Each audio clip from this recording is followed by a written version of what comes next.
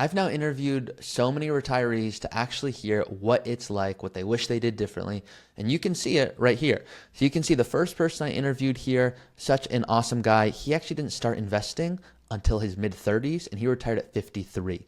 My next guest here, this was Martin. Martin shared how he retired at 58, how his wife is still working, but he felt it was time for him to give it up.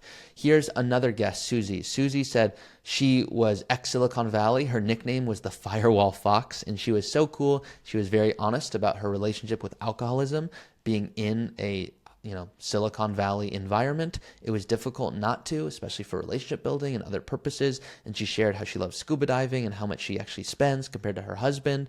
I had another guest on, Jennifer, who was a single mom who retired at 54, divorced twice, and found her new purpose in retirement in a surprising way.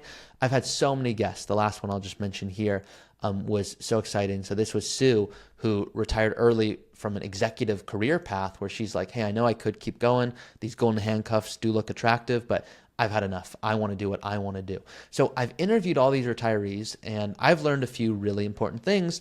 I want you guys to first get to hear what are the highlights from each of them, so that if you want to go watch the full episode, of course you can, but hopefully these clips give you some insight to potentially change your retirement. My name is Ari. I'm a certified financial planner, host of the Early Retirement Podcast, and Chief Growth Officer here at Root. I hope you enjoy these clips. There's a great book, and I don't know if you know about it. It's called The Go-Giver. Have you heard that book? No. A Go-Giver. And it's one of my friends during this transition of not knowing what I'm supposed to do. What's my purpose?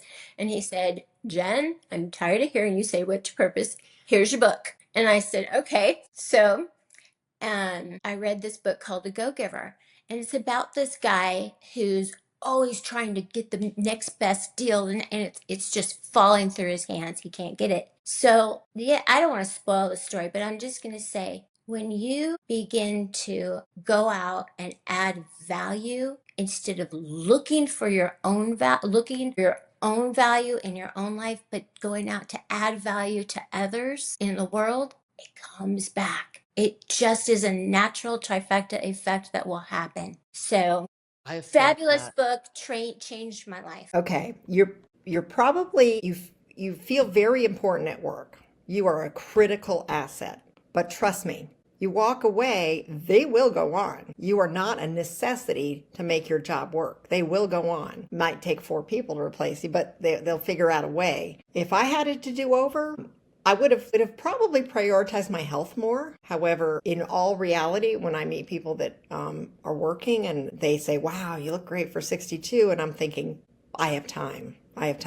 When you're working, you probably won't have time. But I return to LinkedIn and I look at what everybody's saying and talking about, and I just feel this disconnect. And I did go back and do one project for my company. And because I had retired and I had turned it off, I didn't have the passion. It was gone. I was fine, and I didn't care. Okay. So waking up roughly 8:30, maybe sometimes 9. I've never had this luxury. Sorry, I'm already interrupting, and I know you're 2 seconds into the story. What time did you used to wake up for work? Okay. Usually 6:30, maybe 7 the latest. Okay, so 7 now a.m. we're at 8:30. Okay, continue. Yeah, so it's about, an hour and a half and for my sleep, which is, by the way, big factor. When you retired, having a good sleep makes all the difference. If you don't have to, you know the drill. It's kind of a health thing, right? Sleep, eat, exercise. So then, nice long breakfast. You kind of enjoy. You listen to YouTube.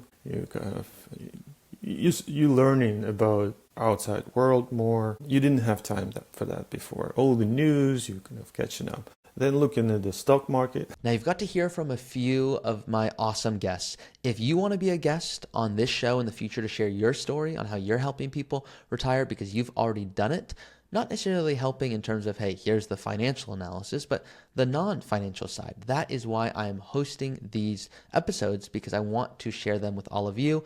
Once again, if you want to be a guest, you can apply in the description of this episode. Now let's hear a few more clips. Like, that should be a key consideration. And 2 days later, I went back to them and I apologized for saying that. And I said, instead, what you should do is really think about what gives you joy. What's your passion? What do you love to do? And then figure out how to make a living with that, or how to take care of yourself with that and sustain that. And that's what I would say to my younger self. I had a really good career, and I wouldn't say I regret my choices I made in my career. I worked with tons of great people. I worked with tons of great technologies. I was at really good companies at just the right time. It's like the internet was taking off, and it was fun. But I don't know that it was really my underlying passion. And maybe I would say to my younger self just to consider more options and really ask myself those tough questions about what really gives me joy. And the first thing I would say is, in this situation, if you find yourself unexpectedly unemployed or retired earlier than you expected, take a step back and breathe. I feel like I've given myself, and I really appreciate the time to not feel rushed to do anything. No immediate financial decisions about my retirement or going back to work, just kind of breathing and letting it like hit you and wash over you what it means and what it could mean. Like I said, I use the word opportunity. I feel like it's important to think of this as an opportunity to reassess what is important, and what you want to do and what you can do, rather than knee-jerk. I think so many people do knee-jerk reactions, even when they don't have to. I feel that's where people make unfortunate mistakes in choosing a path, either whether it's a financial decision that may or may not be wise, or a job thing, maybe. Are you guys as motivated as I am? When I'm actually in these conversations, it feels like I have the best seat in the house, and it feels very selfish because I get to ask the questions that I want to ask. What questions am I not asking that you want me to ask? Please put those below in the comments, because I am going to use those in my future videos to ask them, hey, be honest with me. How much are you spending?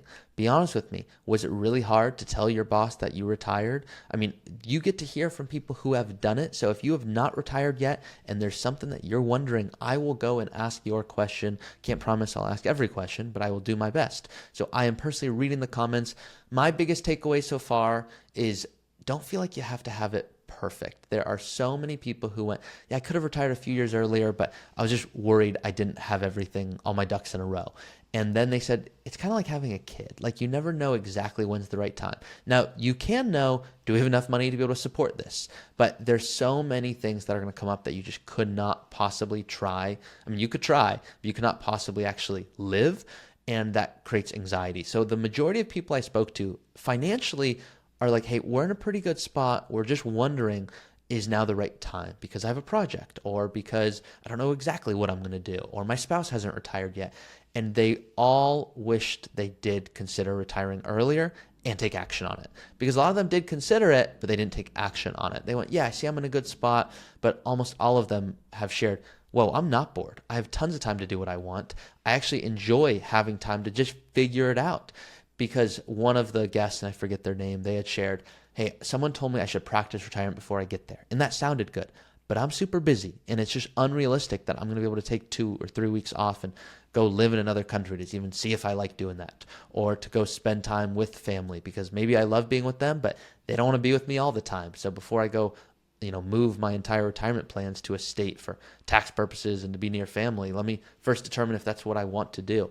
So there are tons of hacks and other tips that have been shared, but hopefully this series has given you some insight on what it's actually like in retirement. Once again, if you enjoyed this content, please like it, please comment below what you learned. And then finally, if you want to work with us at Root Financial, because the conversations have sparked interest in you to go, maybe this is time for me, we'd love to have that conversation with you. And you can go to our website, rootfinancial.com, click the little button that says start here to see if you're a fit, and then we might be talking very soon.